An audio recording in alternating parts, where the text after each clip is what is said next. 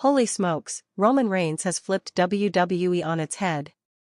The tribal chief stormed back to SmackDown with a bombshell in tow. Dean Ambrose, outfitted in the same jet black YTC, "You can't stop us" T as Reigns. Translation? The Shield is reborn, and Seth Rollins is in deep trouble. Hit that subscribe button before this storyline melts the internet. For months, Rollins' power trio with Bron Breakker and Bronson Reed, cunningly steered by Paul Heyman, ruled the roost. One entrance later, that empire is wobbling. Why?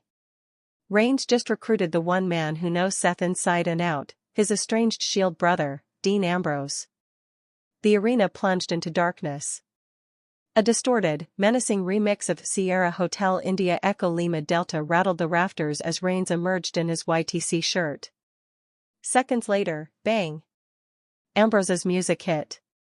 The Lunatic Fringe swaggered down the ramp, matching T, signature glare, pure chaos in his eyes. Center ring, the two locked eyes. Ambrose seized the mic. "Erase us, Seth?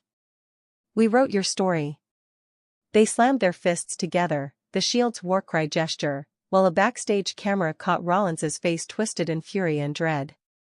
Panic radiated through Heyman. Breakker and Reed exchanged uneasy glances. #You can't stop us trended worldwide in minutes. Now the questions explode. Is this a fleeting reunion or the dawn of a permanent alliance? Does Rollins try to lure Ambrose back, or go scorched earth? How do CM Punk and Cody Rhodes fit into this powder keg? WWE just pivoted into its wildest era in years. With Reigns and Ambrose staring down Rollins' faction, SummerSlam is destined for mayhem. The Shield saga has come full circle, minus the forgiveness. Sound off below. Will Ambrose stick around? Will Seth beg for mercy? Who's next to choose a side? Smash that like, smash subscribe button, and buckle up, the war has only begun. Dark screen. Ambient crowd noise fades in. Then, boom. Roman Reigns' music hits. The screen cuts to chaos. Fans on their feet. Heyman frozen. But wait, there's another entrance. Another pop. Another presence. It's Dean Ambrose. You ever witness something so wild, so completely unexpected, that your brain just refuses to believe it's real? Because what happened on WWE SmackDown last night wasn't just a return. It was a declaration of war. Last night, Roman Reigns didn't just come back. He came back with backup. And the name on everyone's lips right now? Dean Ambrose. Yes, that Dean Ambrose. The Lunatic Fringe. The one we never thought we'd see in a WWE ring again. And there he was, standing shoulder to shoulder with Reigns, both men in matching black shirts, staring down the WWE universe with a look that said, "This isn't nostalgia. This is the beginning of something else." You've probably already seen the headlines. You've heard the crowd chants. But let's get one thing straight. This wasn't a feel-good cameo. This was a calculated ambush on the WWE status quo. Paul Heyman's empire, the bloodline, the tribal chief era, it just got rocked to its foundation. The return of Reigns and Ambrose signals a storyline shift of seismic proportions. We're not talking about a simple reunion. We're talking about the potential rebirth of the Shield, the most dominant faction WWE has seen in over a decade, under a new banner, YTC, You Can't Stop Us. This moment wasn't just scripted. It was surgical. Designed to break the internet, rewrite the storyline architecture of SmackDown, and turn every camera in the wrestling world directly toward them. Let's talk logistics for a second. Dean Ambrose hasn't set foot in WWE since 2019. After burning every bridge on his way out, he went on to become Jon Moxley, a cornerstone of AEW and one of the most respected wrestlers in the business. For years, fans dismissed the idea of a return as pure fantasy. So how did WWE pull this off? The return was locked down tighter than Fort Knox. No leaks. No hints. No dirt sheet whispers. Even people backstage didn't know Ambrose was in the building until minutes before the show went live. Insiders are now revealing that the flight arrangements were handled under a fake alias. Ambrose arrived in a tinted SUV through a side entrance. His name wasn't on the booking sheets. His hotel wasn't booked through WWE channels. This wasn't just a surprise, it was a covert operation. And the reason is obvious: if this had leaked, the moment would have lost its shock value. WWE was playing for the long game. And they played it perfectly. Let's rewind. SmackDown was already electric. The show had promised the return of the tribal chief, and fans were buzzing. Reigns had been off television for nearly 2 months, reportedly dealing with family drama and internal bloodline fractures. Rumors swirled about a new storyline, maybe a solo return, maybe a surprise announcement. Then it hit. Roman's music. The tribal beats. The slow, confident walk down the ramp. The gold gloves. The calm storm behind the eyes. But this time, something was different. There was no Heyman by his side. No Usos. No Solo Sikoa. Just Roman, alone. At least, that's what we thought.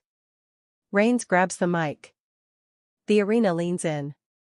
He starts with a line that'll live in infamy: the bloodline isn't dead, it's just evolved. Cue blackout. Cue static. And then, boom, a second entrance. That unmistakable guitar riff. The crowd explodes. It's Dean. He walks out in a black hoodie, pulls it off mid-ramp, and reveals the shirt. YTC, you can't stop us. In that instant, the crowd stops being an audience. They become witnesses to history. Now let's talk about the symbolism. 2 men. 2 shirts. 1 message: you can't stop us. It's more than just a slogan, it's a war cry. This isn't about reclaiming past glory. This is about domination, disruption, and destroying the foundation that Heyman built. These shirts weren't merch, they were statements. And if you look closely, this might not even be about the Shield reuniting at all. It might be about something bigger. Something new. We're entering an era where alliances are no longer stable, where loyalty is a moving target, and where symbols are more powerful than words. YTC might just be the most dangerous faction in wrestling. Not because of its size, but because of its purpose. Paul Heyman's reaction was everything. Cut to him backstage, watching the return in real time. His jaw drops. His glasses slip. For once, the wisest man in wrestling had no words. He built the bloodline from scratch. He kept Roman champion for over 1,000 days. He played the game of chess, and won, against every challenger. But now? His king has walked off the board and started a new game entirely. This isn't just a storyline. This is a shift in power dynamics that redefines WWE's narrative structure. The man who once controlled everything has officially lost control. Heyman's empire didn't fall in a clash, it fell in a moment. 1 entrance. 1 stare. 1 message: you can't stop us. So what does it all mean? This video is going to break down every detail of this moment, how Roman's return was strategically timed. Why Ambrose's comeback changes everything. What YTC might become, and who might join. What happens next for the bloodline, Heyman, and possibly Seth Rollins. We'll pull apart the segments, zoom into the symbolism, and examine the reactions, backstage, on social media, and inside the locker room. But we're not just going to relive the moment. We're going to analyze it, decode it, and predict where this shockwave will take WWE next. So buckle in. Because if you thought the Shield was over, if you thought WWE was in a lull, if you thought Roman Reigns had nothing left to prove, you're about to realize, you can't stop what's already coming. It started like any other Friday night. The lights dimmed. The camera panned the crowd. You had your signs, acknowledge me. Where's Roman? Bloodline is dead. The tension was there, but it was quiet. The kind of quiet that comes before a storm. And then, it hit. Boom. That beat. That war drum entrance theme. Roman Reigns was back. WWE had hyped it for weeks. The tribal chief returns to reclaim his throne. The official line was that he was returning to address the bloodline's internal chaos. But what we got was far more dangerous. Reigns hadn't been seen in nearly 2 months.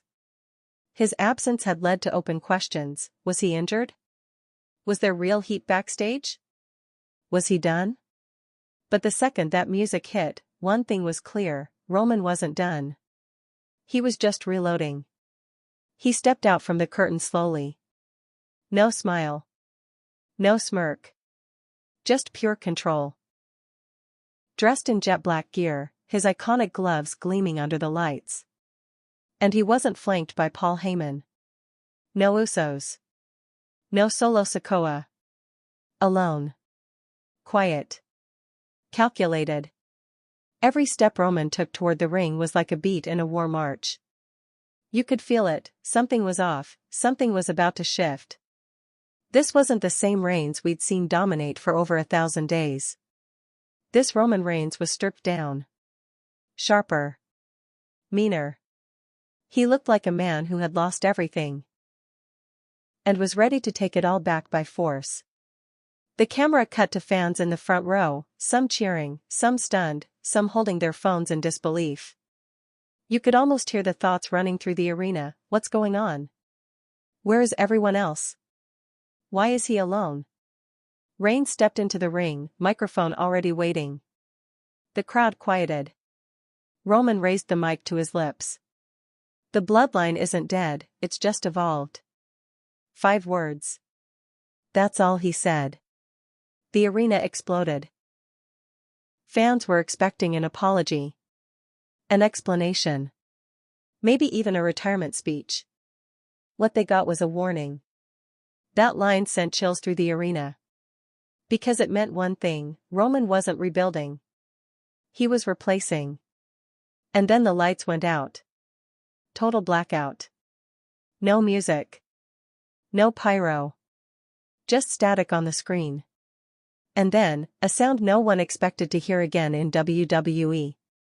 That raw, unfiltered guitar riff. The Dean Ambrose entrance. The arena didn't react at first. It was too fast. Too surreal. And then? The realization hit. And the pop was nuclear. Out walked Dean Ambrose. No music now. Just him. Walking down the ramp. Hoodie pulled tight.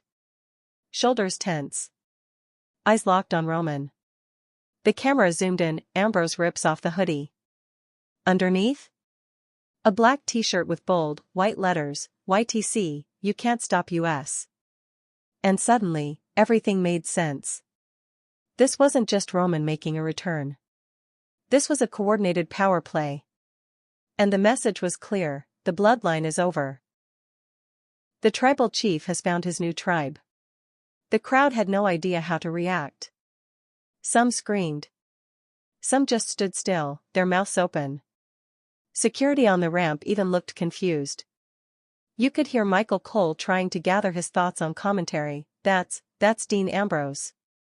That's Dean Ambrose. We haven't seen him in WWE in years.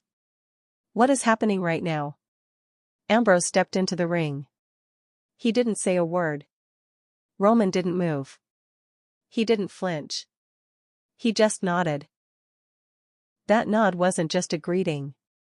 It was a signal. They were back. Not as nostalgia. Not as a tribute. But as a force. The two men stood shoulder to shoulder as the lights came back up. The crowd couldn't even chant properly. This wasn't a moment they'd prepared for.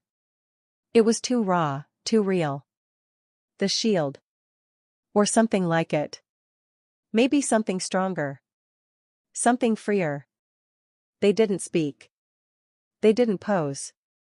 They just stood there and let the world stare at the new hierarchy. Back at the commentary table, it was all chaos. Corey Graves, we are witnessing a hostile takeover, live on television. Michael Cole, Dean Ambrose is back. I don't know how. I don't know why. But this changes everything. Pat McAfee practically jumped out of his seat, yelling, YTC? You can't stop what? You can't stop them. The commentary team couldn't keep up, and that's what made it perfect. Because if they didn't know what was coming next, neither did we. And then, silence. No promo. No fight. No cheap ending. Roman and Ambrose simply exited the ring, together. Walked up the ramp, in sync. Reigns looked over his shoulder once, just once, and then they disappeared behind the curtain. That was it. WWE didn't even close the show with anything else.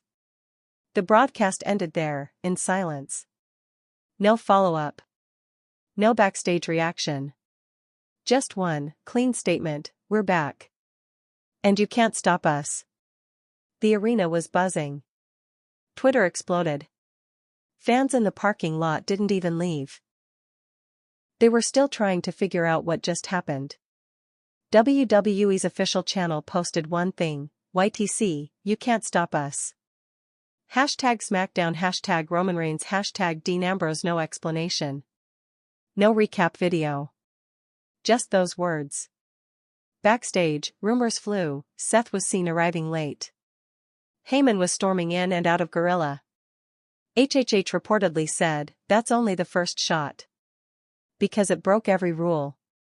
No announcements. No teases. No respect for the traditional heel/face structure. Roman Reigns returned as something new. Ambrose didn't come back as a hero. Together, they introduced chaos into a company that had grown predictable. This wasn't about nostalgia. This wasn't about unity. This was about dominance. And they didn't have to say a word. No one thought we'd see Dean Ambrose in WWE again. Not after the way he left. Not after the interviews, the shoot podcasts, the digs, the silence. His WWE exit in 2019 wasn't just a contract expiration, it was a message. He walked out on creative control. He walked out on safe booking. He walked out on sports entertainment itself. When he showed up at AEW's Double or Nothing just weeks later as Jon Moxley, it felt permanent. A statement of identity. This is who I really am now. That version of Ambrose didn't ask for approval. He didn't want branding. He just wanted a fight. And that's what makes this return so terrifying. Because if Dean Ambrose is back in WWE, it's not for nostalgia. It's not for redemption. It's for war. Let's rewind to who Ambrose was the last time he stepped inside a WWE ring. He was tired. Tired of comedy sketches. Tired of losing feuds to gas masks and needles. Tired of being a watered-down version of a character he had once bled to build. Behind the curtain, John Good, the man behind Ambrose, was frustrated. He saw his creativity suffocated by a system that didn't trust its talent. I was dying a slow death creatively, he once said in an interview. So he left. On his terms. No drama. No shoot promo. No last-minute swerve. Just an empty chair and a goodbye. He left WWE as Dean Ambrose. But the world soon met Moxley. Moxley didn't just wrestle in AEW. He owned it. He became world champion. He took deathmatches mainstream. He battled through COVID-era wrestling when others pulled back. He reinvented himself as a hybrid of pure violence and real-world grit. He wrestled in GCW. He won titles in NJPW. He bled, broke bones, and never stopped talking about what pro wrestling really meant to him. He went from being a WWE creation to a blueprint for what post-WWE freedom looked like. And that's what makes his return so much more dangerous. He's not coming back to fit in. He's coming back to burn down what didn't work the first time. So why now? Why would a man with that much freedom, who had everything he claimed he wanted, step back into the machine?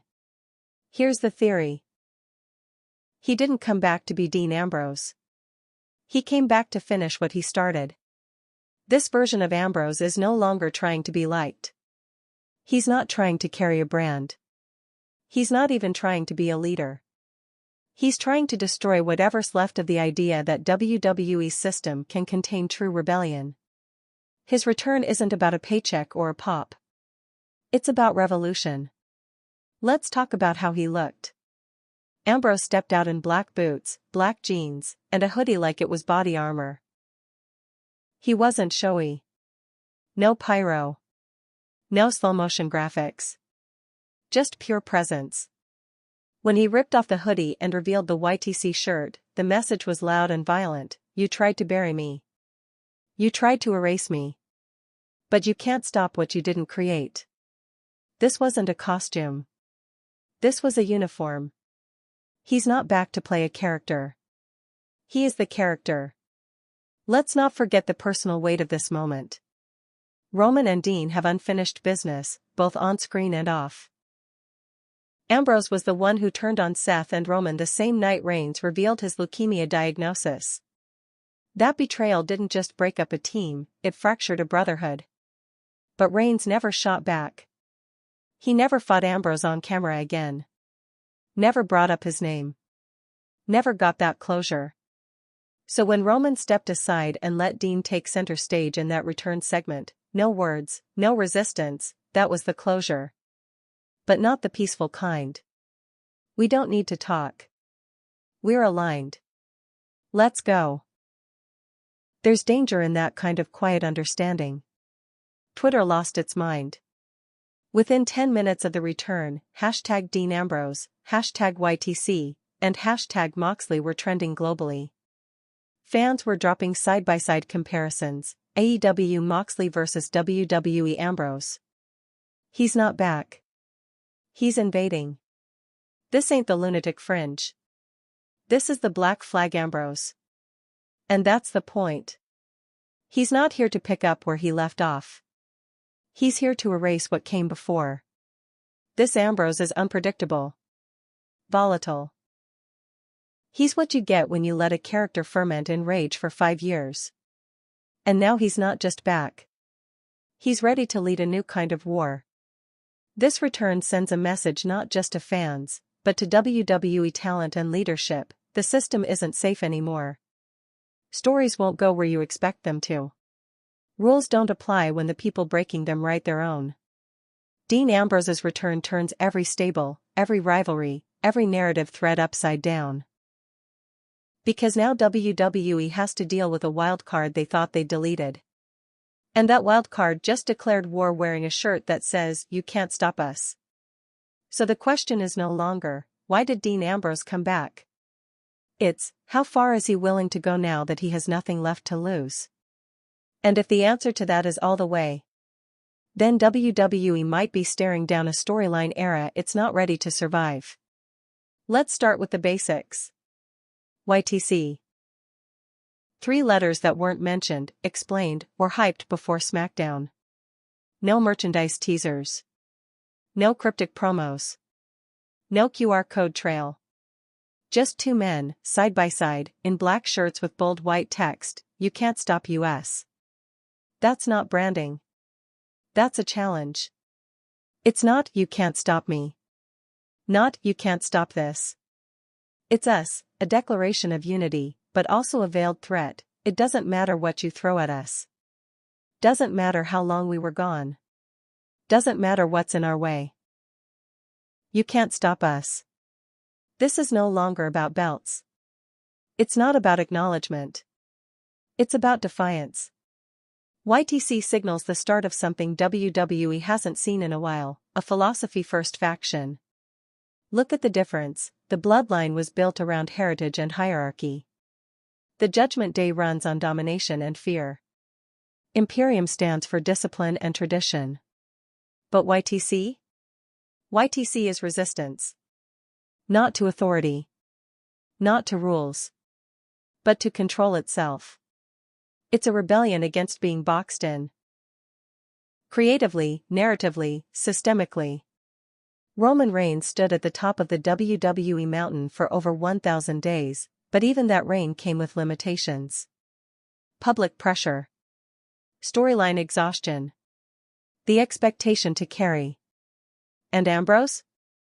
He ran from WWE's system altogether. But now he's back, not as a slave to it, but a saboteur from within. YTC is their answer to everything that tried to dictate who they were. Let's talk visual psychology. That shirt wasn't accidental. WWE designs are deliberate. And this one made three things clear: black, the universal color of rebellion, death, and renewal. White block lettering, unapologetic, authoritative, zero flash. No logos, no gimmicks, no names, nothing to sell, nothing to distract. This isn't merch. It's a uniform. A symbol of war. And that minimalism isn't a lack of effort, it's the more mystique you create. YTC doesn't want to be understood. It wants to be feared. Inside the WWE locker room, those shirts say something else. This isn't a feel-good reunion. This is a hostile takeover. Imagine being a current superstar and watching that entrance unfold. Roman Reigns, the man who's already held the company hostage for 3 years, just aligned with the most unpredictable former WWE star alive. And they're not asking for titles. They're not asking for storylines. They're asking for control. YTC is telling every person in the back, you're either with us or you're in the way. That kind of energy sends shockwaves. It shifts morale. It triggers fear, admiration, and chaos in equal measure. Fans thrive on speculation, and YTC gave them nothing to hold on to, and that's why it worked. As soon as SmackDown went off the air, Reddit lit up with threads. YTC, who's next to join? What if Seth is the C in YTC? You can't control us? TikTok and Twitter were flooded with theories. Some thought YTC might be a code for a deeper conspiracy. Others claimed there were hidden logos in the background during the segment, nothing confirmed, yet. One viral clip zoomed in on a fan sign that said, "You thought control, possibly a plant, possibly nothing. WWE knows how to mess with us." But that's the brilliance of it. WWE gave us just enough to start the fire, then walked away and let it burn. There have been other rebellions in WWE. DX mocked authority. NWO wanted chaos. Nexus tried to overthrow the system. But YTC? It's more personal. More focused. More surgical. They're not fighting for airtime. They're not storming the ring to make a statement. They're letting presence do the work. This isn't 10 guys in matching shirts trying to look like a gang. This is 2 assassins, walking back into enemy territory in broad daylight, and daring the entire industry to try and stop them. It's intimate. It's intentional. It's terrifying. Roman Reigns wearing that shirt means everything. He's been the face of control for 3 years. The ultimate chess master. The manipulator. The shot caller. So why would he put on a shirt that says, "You can't stop us"? Because now, Roman isn't playing the game anymore. He's tearing it down. This move says, I've done everything the system asked of me. I carried the weight. I played the role. And now I'm choosing freedom. And no, you can't stop me. YTC isn't about proving something to the fans. It's about proving something to the system that built him and tried to cage him. Here's what's scarier than Ambrose and Reigns together, the possibility that they're not done recruiting. YTC doesn't look like a faction right now. But what if that's the point? Maybe YTC isn't a group. Maybe it's a virus. What happens when someone like Seth Rollins puts on that shirt? What happens when a rising star, someone frustrated, overlooked, decides they're tired of being developed and starts swinging instead? YTC isn't just a team. It's a mindset. And that's what makes it so dangerous. You don't need permission to join. You just need to let go of everything holding you back. So now the entire WWE universe is asking the same things. What does YTC really stand for? Is this just the start of a bigger movement? Who's the you in this equation? Are we part of the rebellion? Is this Roman finally stepping out of the tribal chief's shadow? Is Ambrose leading, or following? Who's next to wear the shirt? And maybe most important, what happens when the rest of WWE tries to stop them, and fails? Let's freeze the frame. The exact second Dean Ambrose appeared, the WWE broadcast did something rare. It cut away from the ring and zoomed in backstage.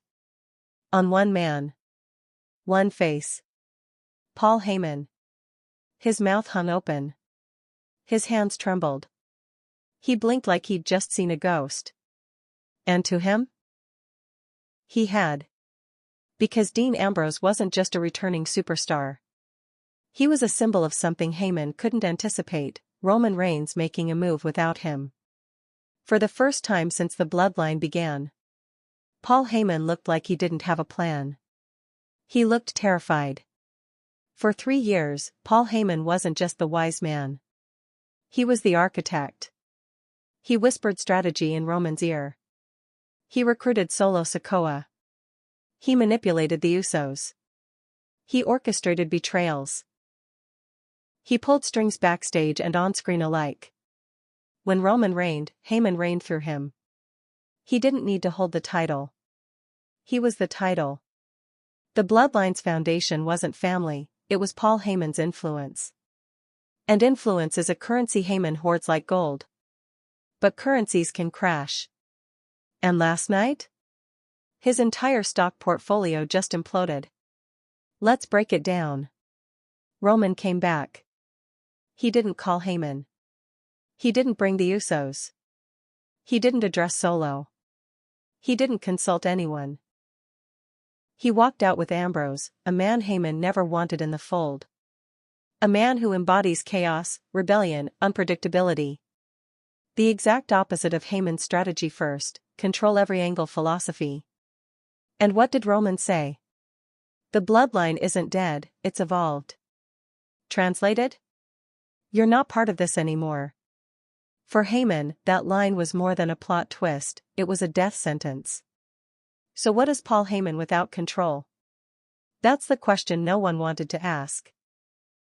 Because for decades, he's always been in the room. Always been the guy behind the guy. With Brock Lesnar, he was the voice of destruction. With CM Punk, he was the devil on his shoulder. With Roman Reigns, he was the kingmaker. But now? Now, he's just a witness. He wasn't in the ring. He wasn't holding the mic. He wasn't pulling the strings. He was in the back. Watching. Just like the rest of us. And for a man like Heyman? That's humiliation. Let's not forget, Paul Heyman isn't just a manager. He's a legacy. He built ECW from the ground up. He survived every political minefield in WWE. He's outlasted Vince's mood swings, backstage sabotage, corporate overhauls. He doesn't make mistakes. Except, maybe he made one. He bet everything on Roman Reigns the Godfather. But now? Roman isn't playing Godfather anymore. He's playing revolutionary. And revolutionaries don't keep old advisors around. That look on Heyman's face? That wasn't just fear. That was recognition. He knows what's coming. Sources backstage report that Heyman stormed out of gorilla position as soon as the segment ended. Others say he had no clue about Ambrose's appearance until the entrance music hit. Some claim he confronted Triple H backstage. Some say he walked straight past everyone and into a dark room alone. One producer said, "We've never seen Paul like that. Not since Brock lost the title at Mania." And the scary part? Heyman doesn't panic in public. Ever. If he let people see him shaken, it's because he's already strategizing his next move. And make no mistake, Paul Heyman is never done. Section 7, The Bloodline in Freefall, 1430 to 1700 hours. Now let's look at the empire he built. The Usos? Fractured. Solo? Aimless. Roman? Gone rogue. The bloodline is no longer a faction. It's a memory. And Heyman knows it. He tried to turn family into hierarchy. Tried to fuse loyalty with dominance. But now his golden goose just flew the coop. And took a wild card like Ambrose with him. This isn't just the end of a storyline. It's the collapse of Heyman's legacy in real time. That's why he's sweating. Because when you've manipulated empires, and one of your creations turns on you, you don't get to defend yourself. You just watch it fall. Section 8. What Heyman does next, 17 to 20 hours. So what happens now?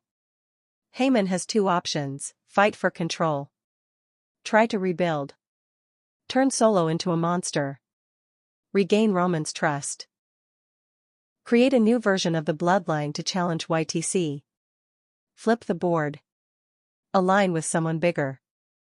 Someone more dangerous. Someone who hates chaos just as much as he does. Imagine Heyman recruiting Seth Rollins to neutralize YTC. Imagine the promos. The tension. Or fade out. Except that his time at the top is over. But does that sound like Paul Heyman to you? Nah. He's not going down like that. He's panicking, yes, but panic is a form of fuel for men like him. We're about to see Heyman unhinged. Not calculated. Not charming. Desperate. And desperate Paul Heyman might be the most dangerous version of him yet. The crowd was already on edge. Roman's return had them leaning forward. They were trying to read his tone, his body language, the implications of him walking out alone. Then the lights went black. The screen flickered. And when that familiar, wild, almost forgotten guitar riff hit? Boom. The arena didn't just erupt, it detonated. There wasn't a warm-up. No rising chant. No slow realization. This wasn't a pop. This was a fuse hitting powder. Thousands of fans all screaming, gasping, jumping, grabbing each other at the same time like the floor had just dropped out from under them. What made it so electric wasn't just the sound, it was the delay. For half a second, the crowd didn't believe it. They heard the music. They saw the silhouette. But their brains couldn't compute, Dean Ambrose? It was a glitch in reality. And then, recognition hit. The arms went up. The phones went out. People were screaming. One fan in the second row literally collapsed to their knees, head in hands. Security turned and looked at each other, unsure if what was happening was part of the show or something more. It wasn't a planned audience reaction. It was an unfiltered, human moment of disbelief. WWE's camera crew nailed it. They didn't just cut to wide shots. They hunted faces. A kid in a Shield hoodie screaming into the sky. A grown man wiping tears away with both hands. A group of teenagers pogoing in unison like a mosh pit just broke out. These weren't actors. These weren't plants. They were believers who just saw a resurrection. One shot that's already going viral, a fan holding a sign that read, "Ambrose lives rent-free," flipping it over to reveal, "He never left us." That right there? That's storytelling WWE couldn't script. Here's what separates this pop from others: it wasn't just loud, it was layered. There was a high-pitched squeal from fans in utter disbelief. A deep bass of roars from the hardcore loyalists. And then the chants, YTC. YTC. Starting without prompt. Compare it to past returns, CM Punk in Chicago? That was homecoming. Edge in 2020? That was tears and triumph.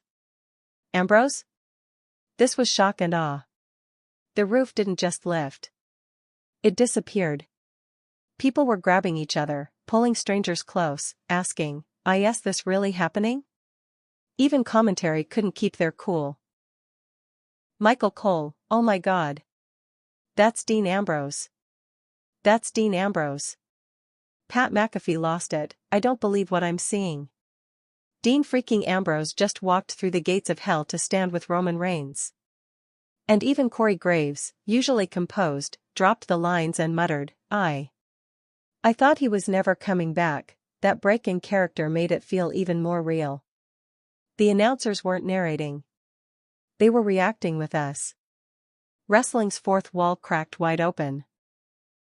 For the diehards, the ones who stuck with Ambrose, who watched him bleed in bingo halls post-WWE, who followed his every interview, this was vindication.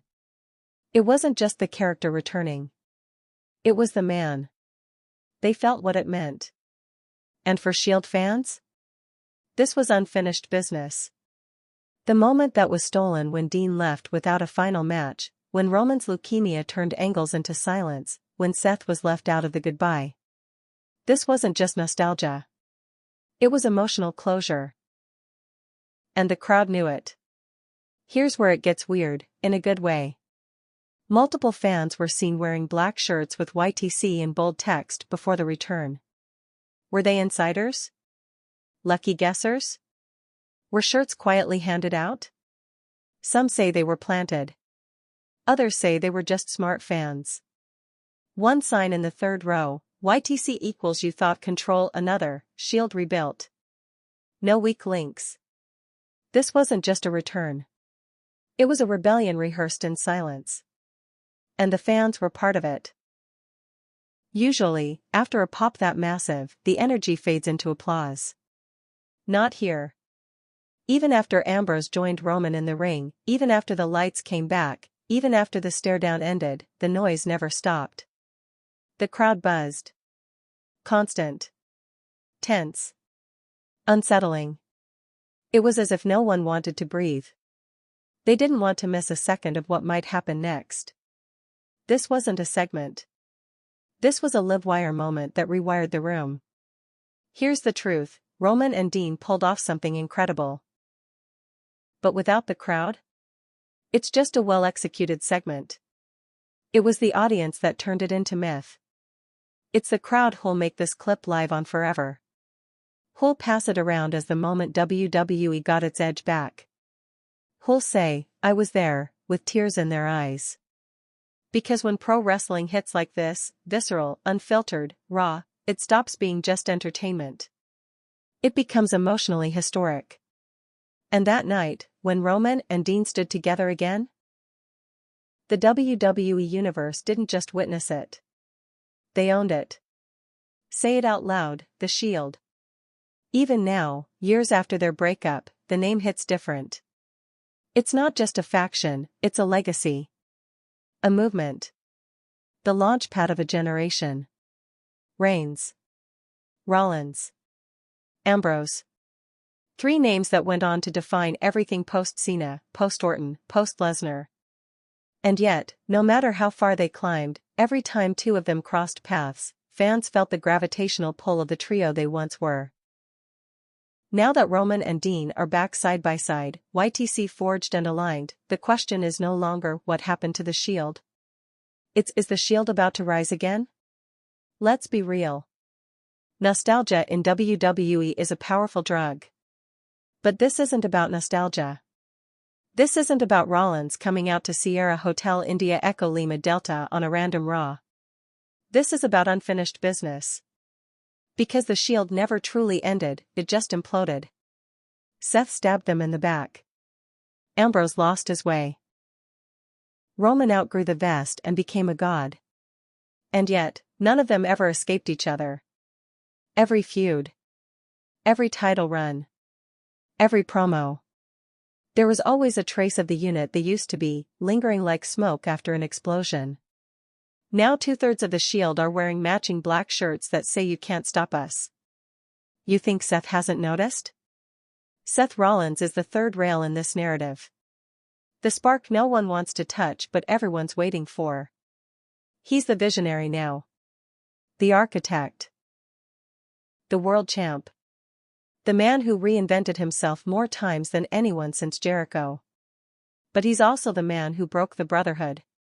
The steel chair shot heard around the world still echoes today. And yet, In the years since, Seth has evolved. Matured. Grown from calculated traitor to chaotic messiah to beloved champion. And now? He's the only piece missing. If Reigns and Ambrose are united, is Seth next? Or is he the one man standing between YTC and full-blown Shield resurrection? Let's break this down into 3 possible directions, each one more insane than the last. Seth sees what's happening. He senses the shift. He's drawn back in, not as an enemy, but a believer. They reform. Not as babyfaces. Not as heels. Just as a power unit. Each one sharpened by time, loss, and dominance. This version of the Shield isn't here to fight injustice. They are the injustice. A terrifying trio of alphas with one purpose: total creative, personal, and in-ring autonomy. The darker twist. Rollins sees YTC as a threat, not just to WWE, but to everything he's built. He's not interested in rebuilding. He remembers the betrayal. He doesn't want a brotherhood, he wants revenge. Imagine it, Seth standing on the ramp, staring down Reigns and Ambrose. The crowd screaming for him to join. And then, he attacks them both. A war of ideologies. YTC, chaos, freedom, anarchy. Seth, structure, artistry, performance. The collision writes itself. Option 3. Rollins pretends to join, and destroys from within the snake move. Rollins feigns allegiance. Wears the shirt. Makes the fans believe it's real.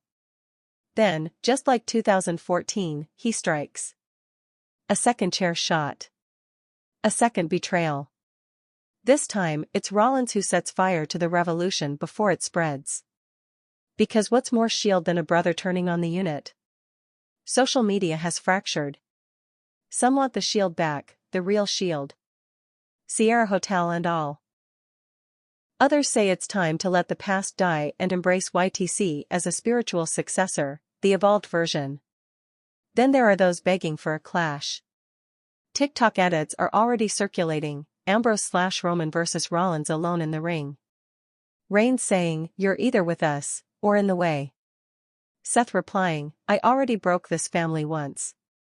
I'll do it again." The internet is booking the future in real time.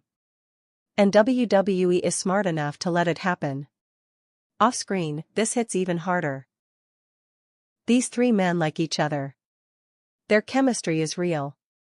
Their journeys are deeply personal. Seth carried WWE through pandemic silence. Roman beat cancer and became a franchise. Jon Moxley rebuilt himself with barbed wire and blood. They've walked different roads. But they've always gravitated back toward each other. This isn't just a storyline reunion. It's a real-world convergence of careers. If they reunite, it will mean more than just 3 wrestlers teaming up. It will mean 3 lives coming full circle, in front of our eyes. Here's the part WWE can't control: the audience might force this story. If the crowd keeps chanting Shield. If merch sales on YTC skyrocket. If every Reigns or Ambrose match is followed by "Where's Seth?" WWE won't ignore it. We've seen this before: Daniel Bryan and the Yes Movement. Kofi Mania. Sami Zayn's rise.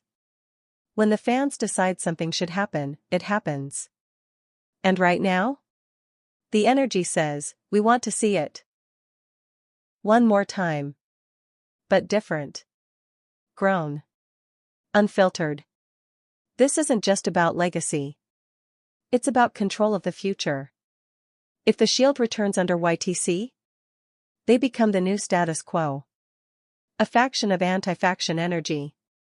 A group so unpredictable they can't be booked like anyone else.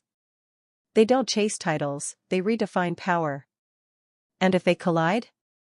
It'll be the most personal war WWE has staged in years. Brother versus brother versus brother. A full-circle conflict that tears through every assumption we have about heroes, villains, and loyalty. Either way, one thing is now certain: the Shield isn't over. It's evolving. Right in front of us. And the next time all three stand in the ring together?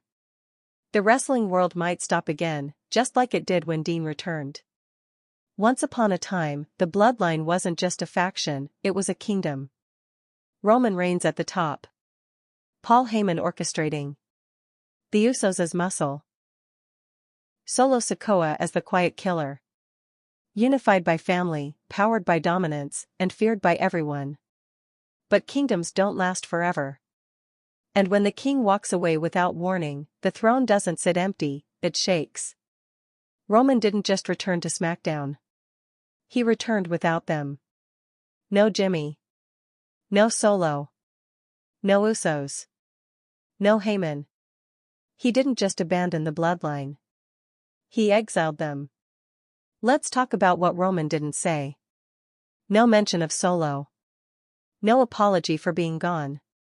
No explanation for ditching Heyman. No thank you for the bloodline's loyalty. Just 5 words, the bloodline isn't dead, it's evolved. In wrestling, silence is louder than words. And this silence? It screamed betrayal. Roman is no longer leading a family. He's leading a movement. And the family wasn't invited. Solo was always the mystery. Quiet. Deadly. Loyal to Roman without question. The enforcer who never blinked. But now? His anchor is gone. Backstage reports say Solo hasn't been seen since Roman's return. No statement. No appearance. Nothing. And that's terrifying. Because Solo doesn't speak. He acts. So what does he do when the one man he's followed blindly walks away and builds a new alliance? Does he stay loyal? Does he take it personally? Does he go rogue? He's not like the Usos. He doesn't beg for approval. If he feels betrayed, he doesn't write a promo, he throws bodies. WWE may be sitting on the next explosion. And his name is Solo Sikoa. Let's be honest, Jimmy's had a rough year. Kicked out. Brought back in. Betrayed by his own twin. Tossed into the deep end of Roman's mind games. And now? He's abandoned again. Without Roman, Jimmy has no compass. Without Jay, he has no partner. Without Heyman, he has no protection. He's floating. And when a character floats in WWE, they either evolve or drown. Right now, Jimmy is ripe for reinvention, but it won't come through the bloodline. That ship is gone. He needs something, or someone, new. And the scary possibility? Jimmy may decide if he can't beat Roman, he might as well join YTC. That's the wild card no one is ready for. Remember the glory days? The finger points. The stacking pins. The family dinners in the ring. All gone. What we're seeing now isn't just a fracture, it's a symbolic death of the bloodline brand. Their theme music doesn't hit the same. Their storylines don't feel dangerous. Their power has evaporated. Why? Because their center, Roman's aura, has shifted. And when the source of dominance leaves, the myth collapses. Now, the once mighty bloodline feels like a band of disconnected survivors waiting for a reason to matter again. Here's the scenario WWE might be quietly building. The bloodline doesn't go away. It fights back. Not with Reigns. Against him. Imagine Solo, Jimmy, and Heyman deciding that Roman turned his back on the dynasty they helped him build. They regroup. They rebrand. They wage war against YTC. Suddenly, the war isn't just YTC versus WWE, it's Shield 2.0 versus Bloodline 2.0. Family versus ideology. Order versus rebellion. The last remnants of the past trying to stop the future from swallowing them whole. You thought the Bloodline Civil War ended with Jay walking away? Nah. That was just the prelude. Let's not forget, Heyman is watching. If Roman doesn't need him anymore, he needs a new king to crown. And who better than Solo? Picture it, Heyman grooming Sikoa. turning him into an apex predator with a promo machine behind him. Quiet fury plus strategic brilliance equals chaos. Or maybe Heyman goes further. Maybe he recruits against Roman and Ambrose. Maybe he finds his new star in someone unexpected. Like Bron Breakker, or a repackaged Jimmy. Heyman's panic from Chapter 4? It's turning into plotting. He's not out. He's reloading. Here's where it all leads, the bloodline as we knew it. Gone. What's left is a ticking bomb, Solo Sikoa, emotionally silent but visibly burning. Jimmy Uso, broken but not beaten. Heyman, wounded but wicked. And at the center of the storm? Roman Reigns and Dean Ambrose, newly armed, freshly united, and completely uninterested in looking backward. So what happens when the fragments of the old world collide with the fury of the new? It's not just a title fight. It's not just a faction war. It's a battle for what kind of WWE comes next. Will it be ruled by legacy, or led by chaos? We're about to find out. The crowd reaction was deafening. The internet blew up. But the real tension was backstage.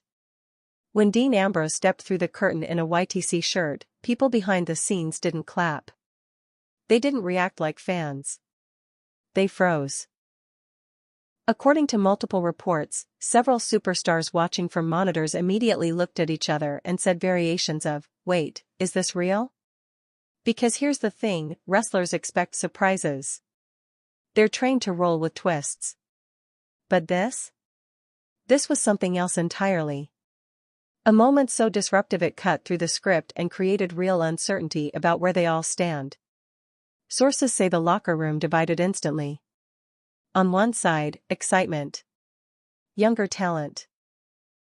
Guys and girls from NXT, the undercard, the overlooked, saw hope. YTC wasn't just a return. It was proof that you could burn down the rulebook and still rise. They saw Ambrose, the man who walked away, walk back in on his own terms. And they saw Roman, Mr. Company Guy, throw off the gold gloves and start swinging again. To them, this wasn't rebellion. It was a blueprint. But on the other side? Fear. Veterans. Company loyalists. The people who fought to climb the ladder the traditional way. They didn't see a revolution. They saw a threat. Because if Roman and Dean could rewrite the game in one night, then everything you've done to play by the book might mean nothing now. For the mid-carders, the ones who show up, put on 3-star matches, eat pins, and grind quietly, this moment was an earthquake. Some were inspired. Others felt invisible. A few started whispering, "Maybe I need to flip the table." People like Ricochet, LA Knight, Chad Gable, they've been putting in the work. But YTC just proved that work alone isn't enough. You need disruption. You need presence. You need a story nobody can ignore. That realization? It stings. Some will use it to rise. Some might unravel. Don't think the women's locker room didn't notice. While YTC may be a male-fronted movement for now, the energy behind it applies to everyone. Bayley reportedly said backstage, "We've been waiting for a shot in the arm like this. I don't care who you are, this changes everything." Becky Lynch, who knows a thing or two about Revolution, posted a cryptic IG story just hours after the show, "Some fires never go out. They just wait for fuel." Could a female alliance rise under the same philosophy? Could YTC become co-ed chaos? The door isn't just open, it's swinging. Judgment Day. Imperium. LWO. New Day. Legado del Fantasma. All of these groups watched two men walk out, say nothing, and steal the show. Why? Because the crowd didn't care about quantity. They cared about intent. YTC didn't need to jump someone to make an impact. They just stood there, and the world turned upside down. Now, every faction in WWE has to reevaluate. Do we tighten ranks? Do we pick a side? Do we dare to get involved? Because the scariest part? YTC didn't pick a target, yet. But when they do, someone's group isn't making it out intact. Behind the scenes, things are getting tense. Some wrestlers feel blindsided. They weren't told Ambrose was back. They weren't prepped. Even some top stars were in the dark. And in a business built on trust and planning, that breeds resentment. Some insiders are already whispering about egos. About power plays. About guys who think they're bigger than the locker room. One producer reportedly said, "This is going to shift alliances fast. If people don't get in line or reinvent, they're getting left behind. We've entered survival mode." Speculation is running wild over who might join YTC next. Names being floated backstage: Sami Zayn, burnt out from Bloodline Games, looking for purpose. Shinsuke Nakamura, quiet rage, misunderstood brilliance. Bronson Reed, wrecking ball with no clear direction. Raquel Rodriguez, physically dominant, politically underused. But here's the twist: YTC doesn't recruit the way other factions do. They don't offer a vest. They don't offer a pitch. They offer a mirror. If you see yourself in the chaos, you walk toward it. "You can't stop us" isn't a slogan, it's a test. And not everyone's brave enough to pass it. Something intangible changed that night. Ask anyone who was backstage. The hallway energy? Different. The catering chatter? Paranoid. Even ring entrances felt muted after the YTC moment. Why? Because everyone sensed it. A new order had just begun. And whether you're in the main event, in the mid-card, or waiting for your name to finally mean something, you've just been put on notice. This isn't business as usual anymore. It's war.